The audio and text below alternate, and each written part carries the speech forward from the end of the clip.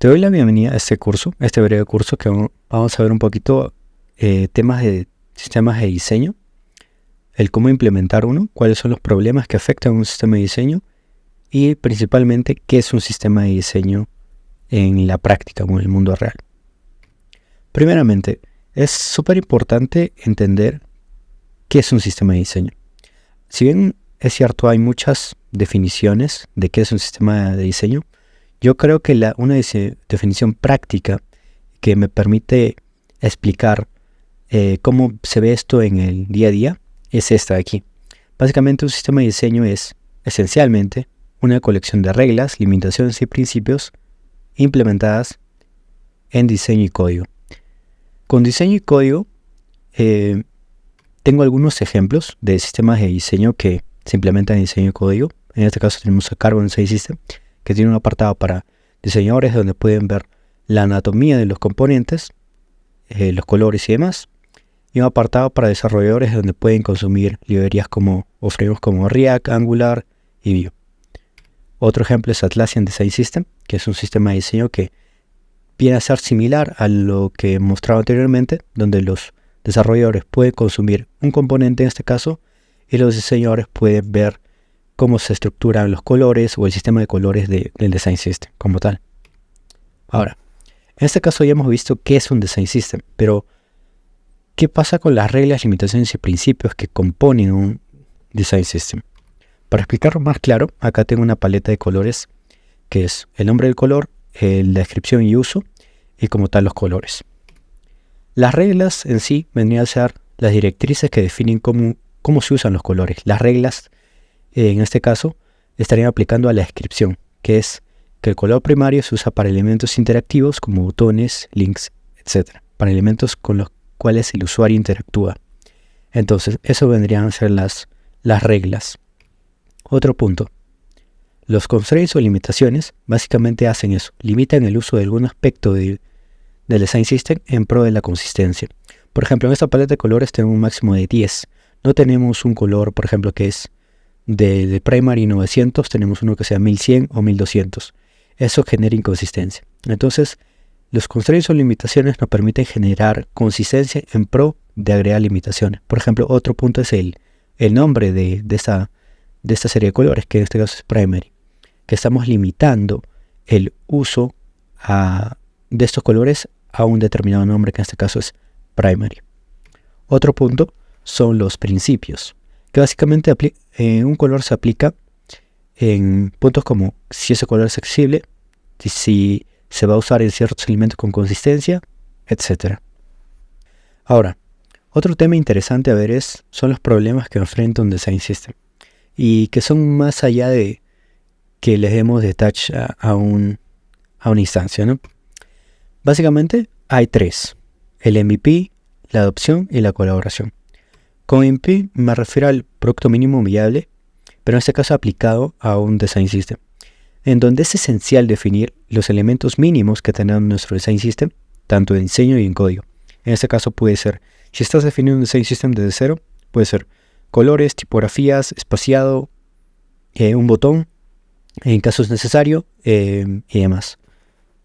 Ahora, es importante definir esto porque si no, a futuro se crean inconsistencias. Y algunas reglas que sigo yo son las siguientes, por ejemplo. Regla número 1, con respecto a un MVP, es evitar a toda costa crear un Design System completo desde el inicio y pretender que se implemente en desarrollo. Ese es un error bastante común. Es crear un sistema de diseño completo en Figma y luego querer que se implemente en desarrollo. Y nos podemos tocar con la pared de que si no incluimos a los desarrolladores en el proceso, pueden que nos digas que el framework con los que están trabajando ellos no es compatible o que se tiene que refactorizar muchos componentes y no es escalable o no es posible hacer. Entonces es súper importante trabajar en conjunto. Otro punto es el número 2. Básicamente, si te quedas más horas de las que debes, tal vez tu MVP no es un MVP realmente. Y esto es clave porque muchas veces creemos que tenemos el tiempo de hacerlo todo y queremos incluir tooltips, snack bars o lo que sea, agregar más componentes al MVP y al final terminamos quedándonos más horas. Al final del día siempre tenemos que tomar en cuenta lo que hagamos también lo tiene que hacer desarrollo. Entonces es limitar un poco el uso, el MVP, no abarcar más de lo que podemos. Regla número 3 sería: las tendencias van y vienen, pero el diseño funcional siempre permanece relevante. Un ejemplo de una tendencia vendría a ser el uso de degradados, que se ven muy bien, pero al final del día no impacta de forma significativa en la experiencia del usuario. Entonces, siempre se debe aportar por un diseño que sea funcional antes que estético o antes que haga match con las últimas tendencias. Otro punto es la adopción. Y creo yo que es el principal problema de un sistema de diseño. Que las personas que al final del día lo van a usar, no lo usan porque no se menciona un punto importante en este caso. Y ahora, para combatir la falta de implementación de Design System, es súper clave mencionar los beneficios. Los beneficios que aporta un sistema de diseño a su flujo de trabajo. Porque si nosotros no les comentamos a desarrolladores, POs, otros diseñadores, los beneficios que va a traer la implementación de un sistema de diseño, muy probablemente no cambien sus hábitos y sigan haciendo detach un componente, sigan en desarrollo, por ejemplo, creando un componente nuevo desde cero en vez de reutilizar un componente maestro principal. Entonces es súper importante hacer reuniones, meets o lo que sea con el fin de comentar los beneficios que trae un sistema de diseño. Otro punto es la colaboración. La colaboración entre un equipo es clave. Esto es súper importante porque es bastante común que pase que ciertas personas se involucran en la creación de un design system y se encierran durante meses creándolo. Y al final del día, lo que crean muy probablemente no se vaya a usar o a funcionar de forma correcta. Entonces, hay ciertos puntos, o mejor dicho, ciertas actitudes o personas que merman el tema de la colaboración. Una es ser muy purista. Cuando eres muy purista, hablando en términos o muy técnicos de sistemas de diseño como tokens, name convention, etc., muy probablemente diseñadores o desarrolladores no te entiendan. Entonces es súper importante simplificar los conceptos que transmites a tu equipo para aportar en la adopción de un sistema de diseño. Ahora, hay otro punto que también es bastante común, que es no incluir a personas del equipo por ciertas preferencias o filtros que cree tener. Básicamente no incluir por ejemplo, al junior porque no tiene mucho que aportar al sistema de diseño, o no incluir a los desarrolladores o al equipo de soporte o a ciertas partes del equipo, ¿no? Que al incluirlos podrías darte con la sorpresa de que esas personas tienen necesidades con ciertos componentes, y entender cómo adaptar esas necesidades a tu componente haría que ese producto o ese componente sea mucho más funcional. Es súper importante incluir a la mayor cantidad de personas que tengan, que esas personas sean como las que fomenten el uso del Design System al luego implementarlo en su flujo de trabajo. Otro punto es no tomarte el tiempo de entender cómo el equipo usa un componente particular. Y es súper importante. No tomarte el tiempo cómo el usuario usa o entiende un componente, o el equipo de desarrollo usa un componente.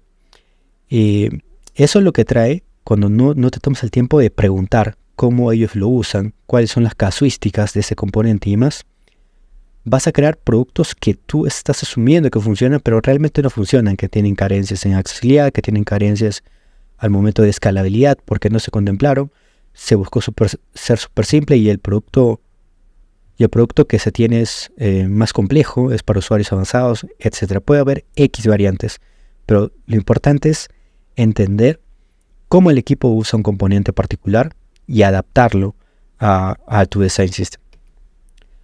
Otra pregunta a resolver es, y que siempre se pasa por alto, es bastante común, que es no saber responder esto, no saber si realmente necesitamos un sistema de diseño.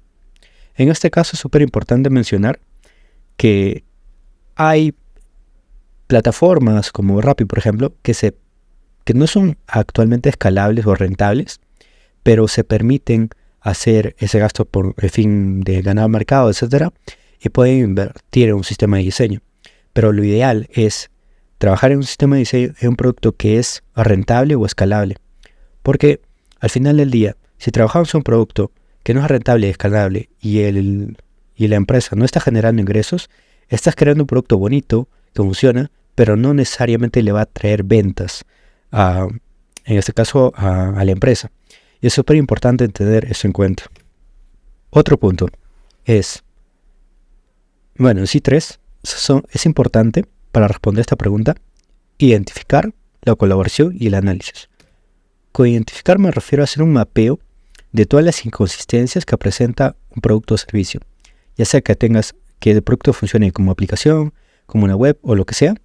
Es importante mapear lo que el usuario ve, tanto como componentes, como botones, tanto como colores, tipografías y demás. Ese mapeo te va a permitir identificar si, por ejemplo, el producto o servicio tiene como 3 o 4 tipografías diferentes, tiene como 6 o 7 variantes de color principal y tiene como 6 tipos de botones. Entonces eso te da un inicio de que sí necesitas un sistema de diseño.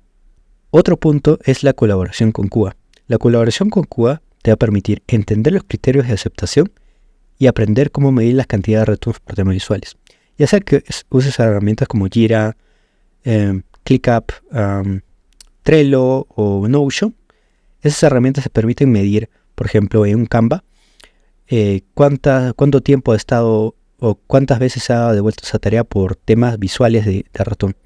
Y eso te da una métrica para luego fundamentar tu sistema de diseño para que reduzca ciertos indicadores. Por ejemplo, si en un sprint se devuelven 5 tareas por temas visuales porque el color no es el indicado, la tipografía no es el indicado, la implementación de tu MVP podría facilitar o reducir estos returns de QA en sí.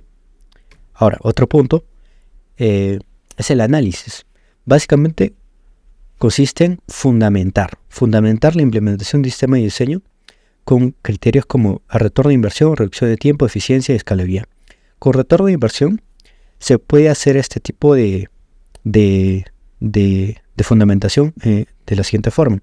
Por ejemplo, se hace un cálculo general del costo por hora de todos, por ejemplo, los desarrolladores, y se fundamenta que si nuestro sistema de diseño se implementa, va a reducir considerablemente el costo hora de los desarrolladores y por lo tanto va a ahorrarle dinero a la empresa. Lo mismo para la reducción de tiempo, la eficiencia y la escalabilidad.